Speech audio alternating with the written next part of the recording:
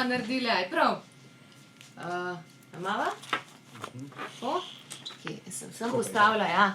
Pa boš kar mene gledala, čakaj, dam to tako. A je v redu? Da se vidi napis? Da naj eno direktor se sekirala. Okej.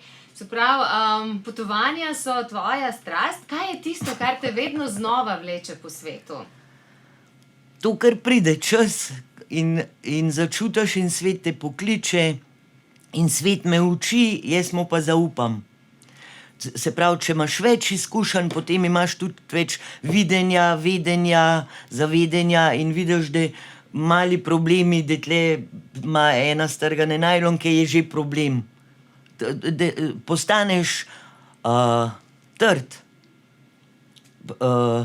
Mogoče pa tudi iščem ljubezenke po svet, ne vem. To je to, a ne? Tako da, ja.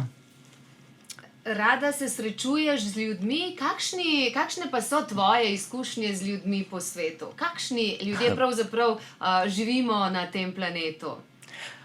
Fajni, dobri ljudje. Jaz pravim, v vsakem je gotovo tudi nekaj dobrega. Včasih tudi slišim zaradi tega kaj, ampak če ti najdeš v človeku, saj najdeš dobro. Res včasih je treba čas, zaupanje, vse to in potem prideš do tistih pravih naturela ljudi, ki so pravi ljudje. Sama si strastna motoristka. Kako drugače pa je z motorjem odkrivati svet?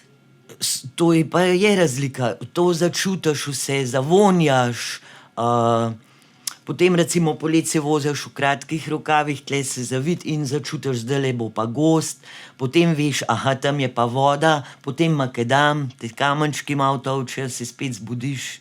To je vse na motorju, ke recimo pa v avtomobilu ni. To je to.